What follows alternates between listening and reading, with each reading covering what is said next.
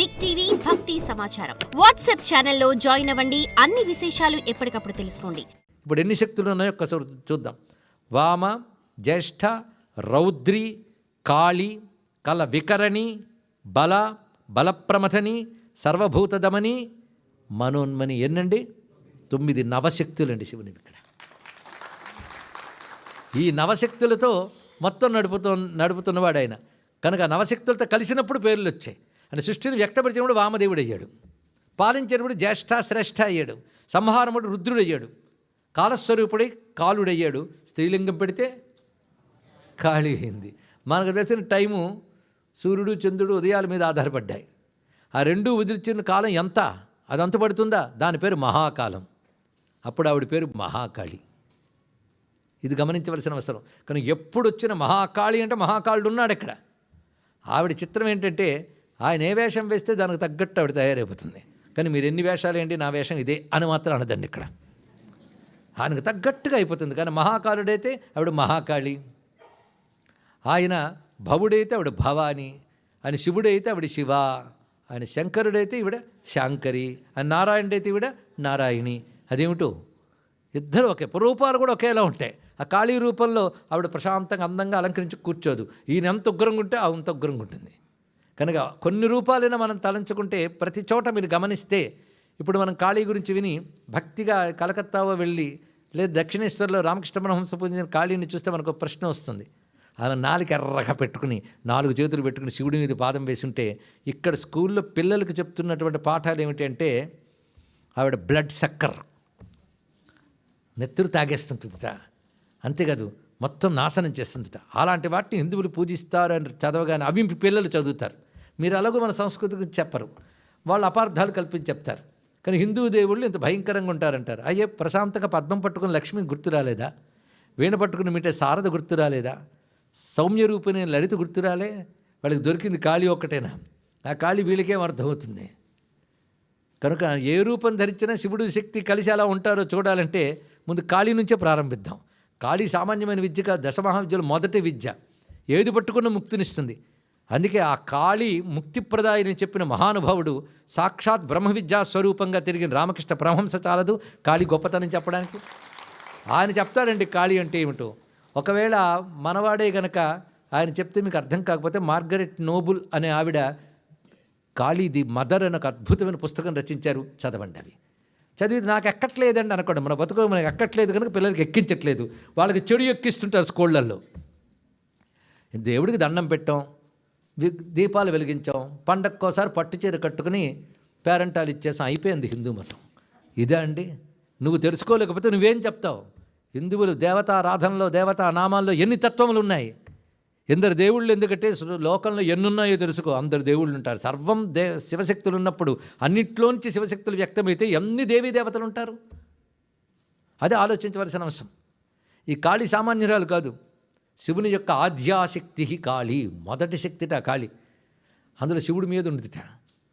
మొత్తం కథ అంతా చెప్తే కాళీ కథ చాలా అద్భుతంగాని ఇక్కడ అమ్మవారిని స్మరించుకుంటున్నాం. శివశక్తుల్లో కాళీని మొదట తెలుసుకోవాలి.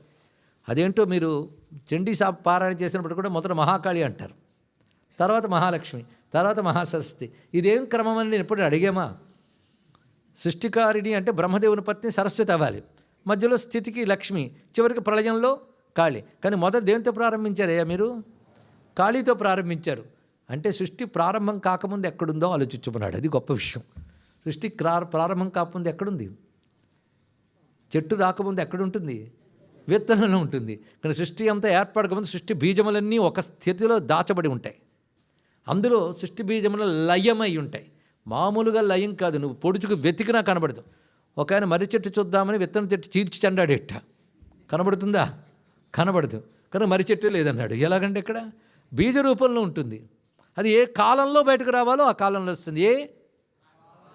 అది అండర్లైన్ చేసుకోవాలి. ఆ కాలం వచ్చే వరకు మరో కాలంలో ఉంటుంది. ఆ కాలం ప్రళయ కాలం, అన్నిటినీ తనలో లీనం చేసుకున్న స్థితి ప్రళయం. కనుక సృష్టికి పూర్వం ఆ స్థితి ఉంటుంది, బీజస్థితి. ఆ తర్వాత సృష్టి వస్తుంది. ఆ సృష్టి వచ్చినప్పటి నుంచే సృష్టిగతమైన ఐశ్వర్యాలు వ్యక్తమవుతుంటాయి. అది మహాలక్ష్మి.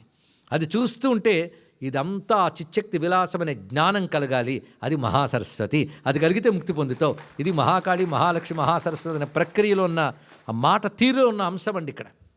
అంతేగాని ఇవాళ నేను ఎలక్షన్లో గెలవాలి, వాడు ఓడిపోవాలంటే నేను చండీ యాగం చేయాలి, నాకు శత్రువులు ఎక్కువైపోయారు కనుక నేను చండీ యాగం చేసి బయటకు వచ్చేయాలి అనుకునే వాళ్ళకి చండీ అర్థం కాదు, దేవి అర్థం కాదు. దేవి అంటే కాళి అంటే ఇది అర్థమైతే ఆ తత్వంతో తాదాత్మ్యం జరుగుతుందండి. మహాకాళి, మహాలక్ష్మి, మహాసరస్వతి. అప్పుడు ఎవరున్నారు? ఎవరూ లేరు.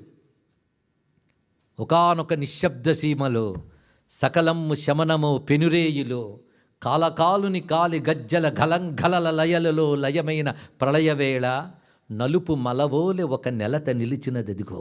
ఓ నల్ల కొండలా నిలబడింది చూసుకో. భయపడకు చలువ మమతల కొండ కొలుచువారల అండ. మహాకాళేశ్వరుని ప్రళయలీలాలోల మహిత భయదోన్మత్త భావ దివ్యజ్వాల అయ్య తనువనుకు అనువైన రూపము దాల్చే పంచకృత్యేశ్వరుని ప్రపంచీకర హేళ. ఆవిడ అలా శక్తి నిలబడిందిటండి. నల్లగా ఉంటుంది ఆవిడ. ఏమిటండి అంత డార్క్? అరే ఏమీ లేని స్థితిలో ఉన్నది డార్క్. సృష్టిలో వెలుగు గొప్పదా చీకటి గొప్పదా చెప్పగలరా? 6 నెలలు వెలుగున్న దేశాన్ని వెళ్ళి అడగండి. ఆఖరి కట్టేళ్ళు కప్పుకుని చీకటి తెచ్చుకుంటారు. కనుక సృష్టిలో చీకటి ముందుందా వెలుగు ముందుందా ఎవరు చెప్పగలం? అందుకు ఒక గొప్ప దర్శనం కావాలి, దర్శన శక్తి కావాలి. అనంతమైన ఆకాశంలో చీకటి ఉందా వెలుగుందా చెప్పండి ఒక్కసారి. వెలుగు లేదు. అనేక గ్రహ నక్షత్రాది రూపాలతో వెలుగు ప్రకాశిస్తుంది. మిగిలినదంతా ఏమిటి? ఆ నీలమేగా. ఒక నక్షత్రం డెడ్ స్టార్ అయిపోతే అక్కడ మిగిలేది ఏమిటి? కృష్ణబిలం, బ్లాక్ హోల్. అదేమిటి? ఆ పక్కన ఏ గ్రహం వచ్చినా లోపలికి మింగేయగలిగినంత గొప్పది.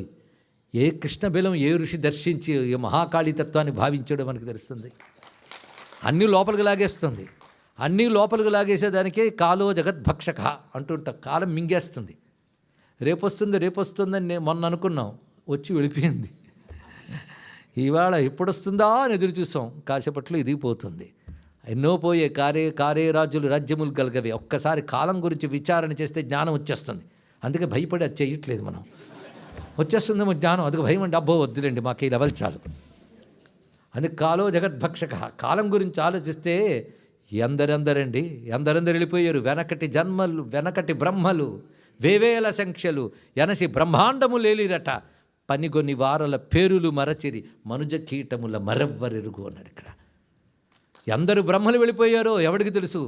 5 ఏళ్ళ ఉంటాం లేదో మిడిసిపడిపోతుంటారు. కాసింత వచ్చిన దానికి మిడిసిపడిపోతుంటామే. ఏం మిగులుతాయి? అన్నీ లోపలికి వెళ్ళిపోవలసిందే. ఏం ఆలోచన వచ్చిందండి అని అప్పుడప్పుడు కొట్టుకుంటూ ఉంటాం తలని. ఈ తలకాయలన్నీ నా మెడలో దండలు రా అంది ఆవిడ తల్లి. అందుకు పురుల దండ వేసుకుంది. నేను చేశా. అవునా? ఇది చేశానని చేతులన్నీ కలిపి నాకు బికిని అంటే ఆవిడ మొత్తం ఈ చేతులన్నీ కలిసి చుట్టేసుకుందండి చీరలాగా. తలలన్నీ కలిసి మాలగా చేసుకుంది. చూడు ఈ కాలంలో ఎన్ని తలలు ఎన్ని చేతలు ఏమయ్యాయి నాలో లీనమయ్యో చూడండి. అది గొప్ప విషయం.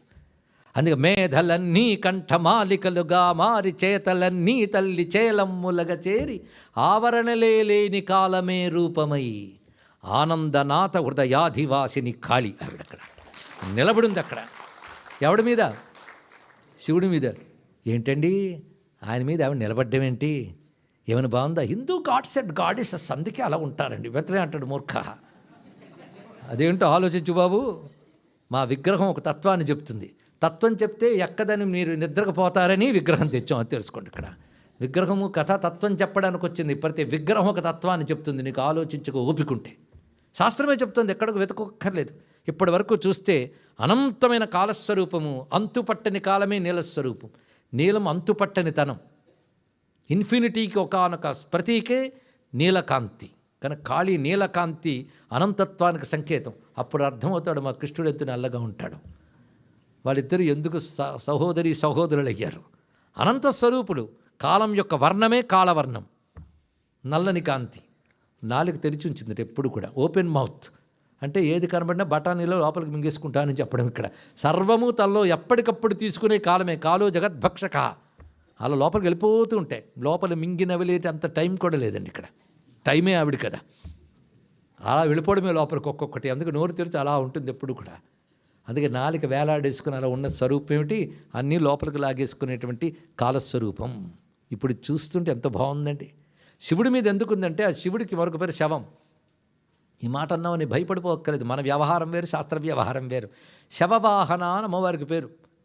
శవము అంటే నిశ్చేష్ట, పంచప్రేతాసనాసీన, పంచబ్రహ్మాసన స్థిత, రెండు చెప్తున్నాం.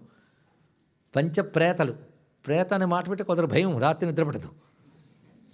అంటే నిశ్చేష్ట, ఏ కదలిక లేకుండా ఉండేటటువంటి స్థితి. అంటే శివుడు స్థాణు, అది చెప్తున్నారు ఇక్కడ. స్థాణు రూపుడై ఆయన ఉంటాడు, కదలకుండా ఉంటాడు. ఆయన ఆధారం చేసుకుని కదులుతూ ఉంటుంది. నిన్న చెప్పిన ఉదాహరణ అలాగే తెలుసుకోండి. జ్యోతి కదలదు, కాంతి కదులుతుంది. కానీ కదులుతున్న కాంతి కదలని జ్యోతిని ఎలా ఆధారం చేసుకుందో, ప్రపంచంలో నిండిపోయిన శక్తి స్థిరుడైన ఆ పరమాత్మను ఆధారం చేసుకుంది చెప్పడానికే శివుడు ఆ విధంగా ఉండి దానిపై ఆమె అన్నదండి. ఇప్పుడు ఆ కింద ఆయన లేకపోతే పై ఆవిడ లేదు, పై ఆవిడ బట్టి కింద ఆయన ఉన్నాడని తెలుస్తుంది. అది శివశక్తి అంటే స్వరూపం ఇక్కడ. For more videos like this, subscribe Big TV channel.